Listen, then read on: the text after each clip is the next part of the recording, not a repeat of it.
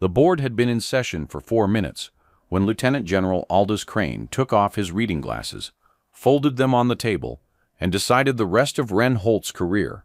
It was 7 in the morning. The room was a converted briefing trailer at the regional headquarters, cold, fluorescent. 3 flags behind 3 chairs, and behind the table sat the 3 men and women who had flown in to remove her name from a list. The board has reviewed your record, Sergeant, and the board is not persuaded. Crane was silver-haired and unhurried, a man who had built 40 years of career on the belief that the chain of command worked exactly the way it was supposed to, and who had never once been on a ridge with rounds coming in. To his right sat Major General Okafor, broad through the shoulders, a numbers man, the kind who trusted a spreadsheet more than a soul. To Crane's left was Brigadier General Halvorsen, the only one of the 3 who had actually opened the folder in front of her, and who sat now with one fingertip resting on a page she didn't read aloud. Okafor leaned forward. "We need marksmen a commander can rely on, Sergeant. Not a highlight reel from some junior rifle league." A small dry pause. "The designated marksman assignment is revoked, effective immediately. You'll transfer out on the first transport. The decision of this board is unanimous." Unanimous. The word landed in the cold room and just sat there. Crane slid a single sheet across the table and held out a pen. Ren Holt did not argue. She did not flinch. Her eyes stayed flat and unhurried on the page, 2 pale points that gave the room exactly nothing. Her hands, when she reached for the pen, were level. The only thing that moved was one slow breath, in through the nose, out through the mouth, the way her grandfather had taught her before a shot when she was 9 years old and the rifle was bigger than she was. She signed her own name to her own dismissal in a clean, unhurried hand, set the pen down without a sound, stood, and walked out.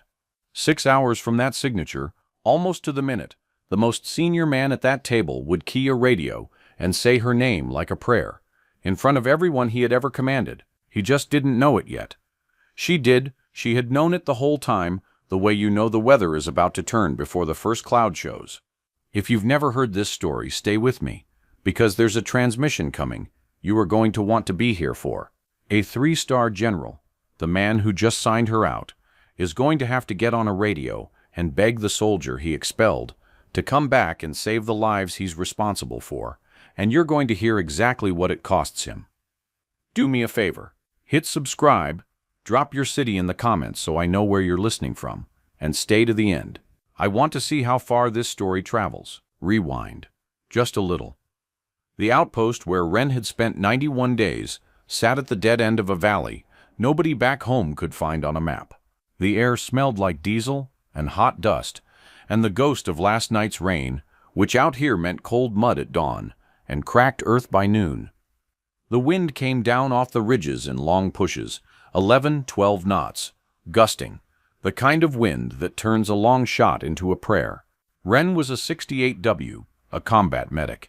What the board's paperwork didn't say, because nobody had read past the front page, was that she'd grown up on a cattle ranch in cold country, where her grandfather taught her to shoot before he taught her to drive. He'd been a Marine a long time ago, and he didn't talk about it, but he talked about the rifle. He'd put his hand flat on her back between the shoulder blades and say it the same way every time, low and patient. "Find the still place, Ren. Everything you need is in the still place." She had a national junior championship in her file and a long-range qualification score the range NCO had assumed was a typo. The 3 generals never turned the page far enough to find it. The personal cruelty came from a different direction, and it had a name. Staff Sergeant Buck Mercer was a wide man who filled a doorway and made you wait for him to decide to move. The night before the board, in the chow tent, he'd looked down the table at the 4 soldiers who took their cues from him and asked, loud, "You know what they call a medic who thinks she's a sniper, a casualty, with a really nice rifle?" The table broke open. Easy allegiance laughter, the laughter men used to tell each other whose side they're on. Ren had finished cutting her food into small even squares and eaten it without looking up, one slow breath in and out, and said nothing at all. Mercer was a genuinely good shooter himself. His dismissal wasn't ignorance, it was a choice he made every single day in front of an audience, because being the loudest man in the room was the only thing holding him up. Her partner those 91 days was Corporal Lena Sato. Younger, faster to smile, faster to anger. The one who said the things Ren only thought. Lena had her own version of being erased. In a planning brief, she'd offered a good route correction and watched the lieutenant nod along to the man who repeated it. 10 seconds later, in a deeper voice, and afterward she'd kicked a fuel can hard enough to dent it. "They look right at me and see furniture," she'd said. Ren had handed her a canteen. "They see what they brought with them. That's their bag to carry, not yours." It was the range that bonded them, not the grievances. Late after the line cleared, the two of them set up steel at distance and worked it like a problem. Lena on the spotting scope calling wind and dope. Ren on the rifle. Lena would read the mirage and say hold left 1/2 mil, and Ren would breathe out and the steel would ring a full second later, that flat far gong rolling back up the valley, and Lena would whoop and Ren would almost smile. They were good, and they both knew exactly how good, and it was the one thing nobody could vote away, because skill is the only argument that can't be shouted down. Private Dunbar from Supply had seen a piece of it once, when a rifle on the line jammed up bad and Ren cleared the double feed and had it running again in 8 seconds flat. Dunbar had laughed and called her handy and forgotten about it because he had no box to put it in. That was the truth the board never saw. At 12:40 that same day, the system finished what it started. The outbound helicopter spun up on the pad, with Ren Holt's duffel already aboard, and Lena Sato climbed in beside her, because Lena had flatly refused to let her friend leave alone and had talked her way onto the manifest. The bird lifted off the wire into a hard blue sky, banked southeast toward the rear, and just like that, the base had lost her. The one shooter who could reach across that valley was gone, climbing away over the ridgelines at 120 knots, expelled by signature, 3 names on the order. 15 minutes later, at 12:55, the valley exploded. Convoy 3, the late resupply run, hit an ambush 11 kilometers up the wash. Not a pot shot, a real one, an L shape, a sister element pinned in a dry riverbed with no high ground and no way back, vehicles burning, casualties on the net inside the first minute, and the voice calling it in, ragged, too loud, the discipline cracking around the edges, belonged to Staff Sergeant Buck Mercer. The operations center scrambled. Colonel Pruitt, who ran the TOC, stood over the map and read the same ugly math everyone could read. The relief column couldn't get up the valley fast enough, and the only thing that could change the geometry was a shooter on the southern ridge, with eyes and reach over the whole kill zone. And the only soldier who'd ever put steel on target at that distance was 20 minutes gone on a bird, on a transfer signed by a board of 3 generals that morning. The call to bring her back could not come from a colonel. The order that sent her away had 3 stars on it, and only stars could undo it. Lieutenant General Crane was still at the regional command, his signature on her transfer not yet dry. When the contact report reached him, and the staff laid the geometry in front of him, and said the quiet thing out loud, "The asset you removed this morning is the asset we need right now, and she is airborne." There was a long moment in that operations center, and people who were there still talk about it. Crane stood at the map and stared at the wall behind it. He closed his eyes. Okafor, the numbers man who'd called her a highlight reel, said nothing, because the numbers had just turned on him and he knew it. Halvorsen had her fingertip on the file again. And then Crane, a 3-star general who had spent 40 years believing the chain of command was never wrong, picked up a handset and had them patch him directly through to the outbound bird, and he keyed it, and his voice came across the net stripped of every certainty it had carried 6 hours before. "Sergeant Holt," a breath, the crack in it audible to everyone monitoring. "This is General Crane. I signed your transfer this morning. I was wrong, and I have men dying in a wash right now who need exactly what I just took away from you." His voice nearly went. "I'm asking, turn that aircraft around and get on that ridge, please." A 3-star said please on an open net to a sergeant he'd expelled at dawn. In the TOC, men who had laughed at Mercer's joke stood very still. 6 hours, almost to the minute between the signature and the prayer. Aboard the helicopter, Ren listened to the general's voice in her headset, and she did not gloat and she did not hesitate. She keyed back 2 words. Turn around. The pilot was already banking. The bird couldn't land on the contested ridge, so it flared hard onto the reverse slope, and Wren and Lena were out the door before the wheels settled. Lena hauling the spotting scope and the spare ammunition, Wren with the long rifle across her back, both of them clawing up the last 100 meters of loose rock into thin, cold air. The valley below them flickered orange and white. They could hear it for real now, rolling up the stone, the deep cough of a heavy machine gun, the lighter snap of carbines answering, the long tearing rip of something belt-fed working over the trapped vehicles. Wren went prone on the lip of the ridge, and the world narrowed to the still place. 740 meters out and down, she could see the muzzle flashes of the ambush line, strung along the far slope, an enemy who knew what they were doing, who'd picked their ground and their light and their timing. Lena dropped beside her and got the scope up, and her voice changed the instant her eye found the glass, the laughter gone, just clean clipped data. Winds 11, gusting 15, left to right, gun team, far slope, behind the gray boulder, eyeball 740, they're chewing up the lead truck. Wren keyed the radio, and the first thing the whole net heard from the medic, the board had thrown away, was not panic and not a question. 4 flat words. Clean as a scalpel. Overwatch is up. Working. Then she found the still place, and she got to work. And she got to work. The heavy gun was killing Mercer's people, so the heavy gun died first. She held 1.5 miles into the wind, breathed out until her body went quiet, and pressed. The rifle bucked.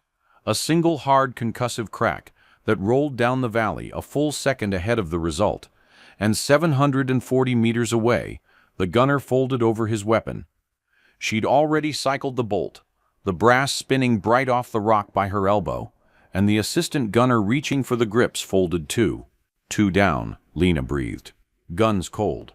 Down in the wash, someone noticed the heavy had stopped, and trapped men got their heads up for the first time in 20 minutes. She worked the line left to right, like reading a sentence. A spotter rising to point. Down. A shooter crossing an open gap. Led and dropped into it. 6, 7. And then Mercer's voice came up on the net, because down in that riverbed, he'd heard the Overwatch transmission, and there was a silence first. 2 full seconds of carrier hiss with the firefight bleeding through, and then the loudest man on that base said her name, and it was not loud at all. Overwatch, Mercer. Holt, that's you up there. I know it's you. A breath costing him. We can't move without you. I'm asking. Keep us alive. The man who had spent 91 days calling her a casualty had just begged her by name on an open channel, and everything he believed about himself started coming apart 1 syllable at a time. Wren keyed back. Copy, Mercer. Then she went back to the rifle, because that's where the argument actually got won. The enemy found her on her 9th shot. And the first sign was the air. A round cracked past her head, close enough that she felt the pressure change against her cheek. A hard, fast slap of displaced air, and a fist-sized chunk of ridge stone 6 inches from her face simply ceased to exist, spraying grit into her eye. Then the rest arrived.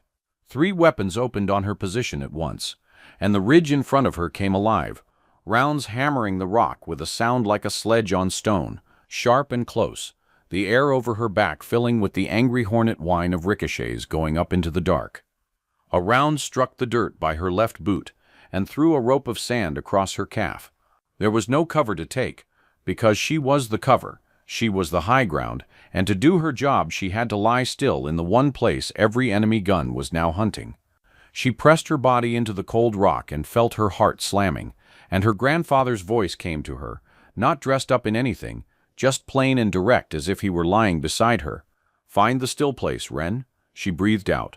She picked the muzzle flash nearest to killing her, the shooter who had her ranged, and she held through the wind and the fear and the grit in her eye, and pressed, and 700 meters away, that flash went out and did not come back. Then she rolled 2 feet left, the way he'd taught her, never fire twice from where they last saw you, and the spot she'd just left vanished under a hammer of incoming. They're flanking up the draw, Lena snapped, scope swinging. 3, moving up your dead ground on the right. You can't see them from there. And here Lena did the thing that was hers alone. She didn't wait to be told. She grabbed the spare carbine, low-crawled 15 meters to a notch in the rock, and when the three flankers came up out of the dead ground thinking they were unseen, Lena opened up, the carbine's quick flat bark, a different sound entirely from the deep authoritative boom of Wren's long rifle. Lighter, faster, almost frantic by comparison. Two went down. The third broke and ran, and Wren caught him in the open with one shot from the long gun. "Clear," Lena breathed, shaking. I'm okay. She had just saved both their lives, and sounded amazed she'd done it. 11 down. 13. The tide in the wash was turning, but the enemy commander was genuinely good, and he did the thing Wren had been dreading. He stopped trying to kill her, and started trying to overrun the wash before she could stop him, throwing everything forward in one massed rush across the open ground toward the trapped trucks. Numbers against time, the oldest math there is. She fired until the long rifle ran dry, the bolt locking back with a flat metallic snap, and there was no time to reload it for this. 16. She rolled to the carbine and brought it up, and now the sound of her war changed completely. The long gun's deep, deliberate boom gone, replaced by the carbine's faster, sharper, lighter chatter, the sound of a closer fight. She poured controlled pairs into the rush, picking the leaders, and the rush staggered. 18. 20. The magazine ran dry, and her hands changed it without her eyes ever leaving the targets. 22. 24. Then the net went strange. Pruitt's voice from the TOC, trying to reach her. Overwatch status. Holt, how copy? Nothing, just hiss. Holt, acknowledge. Nothing, down in the wash. They'd watched a salvo walk straight across the southern ridge where her position was. Watched the rock erupt, and the channel went to ice. Holt, answer me. 3 full seconds of dead air, which doesn't sound like much until it's a person, until it's the only thing between you and being saved. And General Crane, listening 11 kilometers back, leaned both hands on the map table and bowed his head.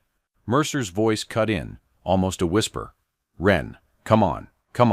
She came back, breath short, words flat and certain. Still here. 2 words. The whole net exhaled at once. The final push was the hardest thing she did, and it had nothing to do with shooting. Across the open ground at the mouth of the wash, a young soldier had gone down in the rush and lay exposed, dragging himself with one arm, slow, and the enemy still had shooters who'd reach him. From the ridge, she could cover him, but couldn't reach him, and Mercer's people couldn't get to him without crossing the same fire that pinned him. So Wren made the choice beyond the rifle. She left the high ground. She came off the ridge at a dead sprint down the loose scree, exposed, no overwatch now, because she was the overwatch, into the very kill zone she'd been ruling from above, and she crossed 60 meters of open ground while rounds kicked dirt at her heels and cracked past her ears, and she reached him, and she fired over his body, dropping the last 2 shooters who had him ranged. 28. Then it was quiet. The kind of quiet with texture, ringing in the ears, the silence, after a position goes dark, its own sound. The far slope was empty. She keyed the radio one last time, and her voice against all that preceding chaos was flat, clinical, almost bored. A doctor reading a chart. Overwatch. Engagement complete. I have a casualty. Beginning treatment. And here the story turned, because the same hands that came off the trigger reached for the aid bag. The soldier in the dirt was 19 years old. His name was Eli Brandt, and his blood was very dark in the bad light, too much of it, soaking the dirt under his hip. Wren slung the carbine across her back, and the woman who had just unmade an ambush from 700 meters knelt in the dirt and became, in the space of one breath, the gentlest thing in that valley. Her hands moved over him the way they'd moved over the rifle. No wasted motion, but soft now, certain in a different way. She found the wound high on the thigh, packed it, leaned her whole weight into it, got a tourniquet high and tight and called the time out loud the way you're trained so the next medic would know. Eli's eyes were huge and skittering and finding her face. You're Holt, he said, teeth chattering, shock setting in. You're the one they put off the base. He almost laughed and it turned into a wet cough. I got a sister back home, Maddie. She's 12. I told her I'd teach her to drive when I get back. Diesel. Big rigs. I was gonna. He grabbed her sleeve and his voice cracked all the way open. Just a scared kid in the dirt. Am I dying? Tell me straight. Am I dying? Wren didn't hesitate and didn't soften it into a maybe. She put her hand flat against the side of his face, so he had to look at her, and she held his eyes the way her grandfather used to hold hers. And she said it like it was already true, like a fact she was reading off the world. Not today. 2 words that landed like a promise, because that's what they were. You're going to teach Maddie to drive. You hear me, Eli? You're going home. She kept her hand there. Breathe with me. In. Out. Stay in the still place. I've got you. And she did. The relief element rolled in 4 minutes later, and she handed Eli up to the litter team with her report clipped and complete. And Eli Brandt did not die in that valley, because the soldier they'd ordered off the base would not let him. The reckoning came 2 evenings later, in the chow tent. The same long table where Mercer had made his joke. Wren was cutting her food into small, even squares when he crossed the tent and stopped at the end of the table, and the room went still by degrees. He stood a long moment, the volume draining out of him, the wide shoulders coming down, and when he spoke his voice was nothing like the one that had filled this tent before. I need to say this where I said the other thing. His jaw was working. He had to stop and start again. I called you a casualty. At this table. Made you a joke so the rest of them would line up behind me. 91 days I did that. His hand found the back of a chair and gripped it white-knuckled, like he needed it to stand. Then I lay in a ditch and watched my people die until a voice came up on the net. And it was the voice I'd spent 3 months making fun of. And it wasn't just the shooting. The shooting saved us. But I had you wrong all the way down. I looked at you and saw something small. And that thing I saw, that was me. That was always me. His eyes were wet, and he didn't hide it. An enormous man coming apart in front of the people he used to perform for. I'm not asking you to forgive it. I don't think you should. I just needed every person in this room to hear me say I was wrong. Wren set down her fork. She looked at him a long moment, and what she gave him wasn't absolution, and it wasn't a victory lap. She gave him the 2 words that had come up off that ridge through the static, when everyone thought she was dead, still here. Not forgiveness, not triumph, just the fact of it. They were both still here, and the work went on. Mercer nodded once, slow, and something clenched in him for 91 days let go. General Crane came to the base himself the next morning, and he asked for her in the same converted trailer where the board had sat, the same long table, the 3 flags behind it. Okafor was there, and Halvorsen, the same 3 who'd signed. When Wren came in, Crane did not stand behind the table.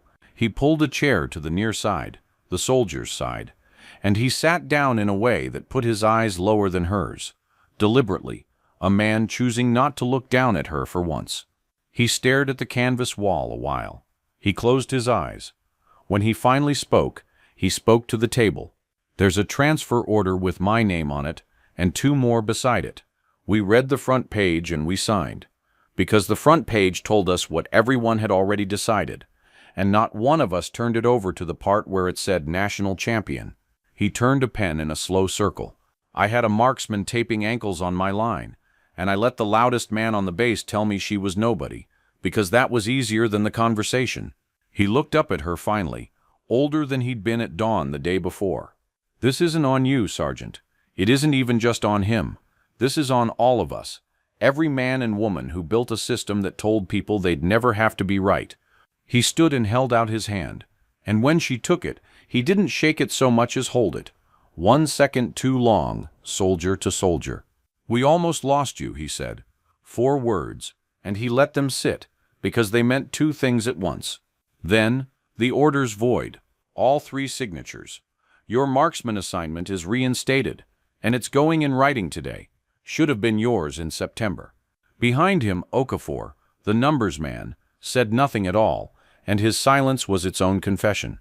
The proof Mercer had actually changed came a week later, in the motor pool, in a small, ugly moment when nobody important was watching. A new private fresh off the bird was running his mouth, repeating a joke he'd inherited second-hand about the lady medic who thought she was Rambo, and the two old followers who used to laugh looked at the ground because they knew. Mercer crossed the motor pool and stood in front of the kid and didn't yell, which was worse than yelling. "Say her name," he said quietly. The private blinked. "Her name is Sergeant Holt. She got thrown off this base by 3 generals at 0700 and was back on a ridge by 1300, putting down 29 fighters, and then she ran into open fire to drag Brandt out, and Brandt's gonna walk because of it. You don't have the standing to say her name sideways. None of us do. You want to make a joke on this base, you make it about me. I earned that one." He turned and walked away, and then he stopped and did one more thing, a structural thing. He walked to where Wren was checking a vehicle and stood beside her, shoulder to shoulder, facing the same direction. The man who'd spent 91 days standing against her now choosing, in front of everyone, to stand next to her. He said nothing. He didn't need to. Private Dunbar from Supply was there for it. And Dunbar, who'd once watched her clear a jammed rifle in 8 seconds with no box to put it in, finally found the box. He said it simple. The way the youngest always say the truest things, to nobody and to everybody. She saved all of us. He shook his head. I watched her fix a rifle one time and thought she was just handy. Handy. Man, she's the reason half of us are standing here. People get one thing wrong about strength, and Wren's grandfather had it right, his whole life without ever making a speech. The loudest voice in the room is almost never the one worth listening to. And the purpose of a skill isn't to be celebrated, it's to be there, ready and quiet and complete, on the one day when nothing else in the world will do. Character isn't the thing you perform at a table or sign at a board. It's the thing you build in silence, alone, on a cold ridge nobody's watching, for years, in case the day ever comes when it's all that stands between someone's kid brother and the dirt. Eli Brandt came back through the outpost on his way to the rear, walking with a cane and a grin, and he found Wren at the range, where she always was when the line cleared. He didn't make a speech. He just said, "Told Maddie about you. She wants to be you when she grows up." Wren looked at him a second, and the faintest warmth moved behind her eyes, the only crack she'd allow. "Tell her to start with stillness," she said, and sent him on his way. On the last morning, Wren walked the line out to her position, with Lena beside her. The scope over Lena's shoulder, the long rifle over her own. Their names now on the same orders, and nobody in that valley would ever again mistake either of them for furniture. Mercer was at the edge of the range cleaning his own weapon. As she passed, he looked up and gave her a single nod. Level, eye to eye, equal. She gave it back. That was the whole conversation. Then Wren Holt lay down behind the rifle and found the still place her grandfather had built in her before she was old enough to know it would one day save lives. The wind came down off the ridge, 11 knots, gusting. Lena settled in and put her eye to the glass. Far down the valley, the steel waited. Wren breathed out, and the world got quiet, and she was exactly who she had always been, in the one place she most belonged, at peace, in a way that needed no board's permission and no general's signature. She let the air leave her body, and she waited for the shot to come to her, and somewhere in the still place, her grandfather was watching. And he was not surprised at all.